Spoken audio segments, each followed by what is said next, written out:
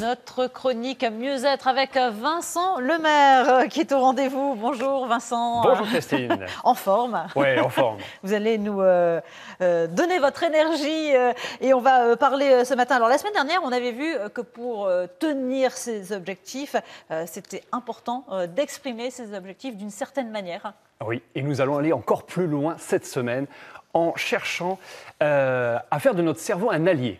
Alors, je vous explique comment. Oui, comment on va faire. C'est pas inné, normalement, notre cerveau, non, il faut un petit peu, on va dire, l'orienter. Et notamment avec l'émotion. L'émotion, ça se passe plutôt au niveau du corps.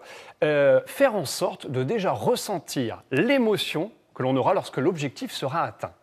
En fait, c'est se mettre en situation. C'est un peu ça. Je suis sûr que vous avez déjà entendu parler des sportifs de haut niveau qui font ce qu'on appelle des visualisations. Qu'est-ce qu'il fait le sportif? Il s'imagine déjà vivre à l'intérieur de lui, dans sa tête, l'objectif atteint, c'est-à-dire en général réussir sa course et arriver le premier. Et ça s'appuie sur un principe qui fonctionne tout bête. Imaginez une planche à découper, un couteau, d'accord, les téléspectateurs peuvent imaginer, et dessus un citron bien jaune. Je découpe une rondelle de citron que je coupe en deux. Vous imaginez, Christine? Pour l'instant, je vois pas bien le rapport. Mais attendez, j'y viens. Et vous le mettez à la bouche. Vous imaginez que vous le mettez à la bouche. Et qu'est-ce qui se passe si vraiment on se concentre? Au bout d'un moment, on finit par saliver, alors que concrètement, le citron n'est pas là. Eh bien, c'est le même principe. On s'appuie sur le fait que le cerveau ne fait pas la différence de temps en temps entre l'imaginaire et le réel.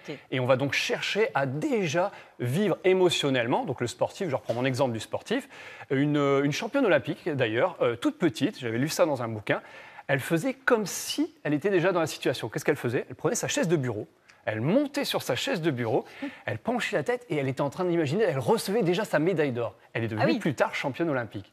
Elle faisait un comme si. Un autre outil qui marche très très bien, que moi j'utilisais et que j'utilise encore régulièrement, c'est ce qu'on appelle le tableau de visualisation.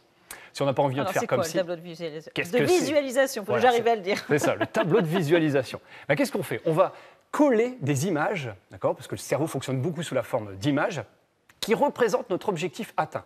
Exemple, on veut une maison. Alors on dit, alors je voudrais une maison comme ci, comme ça.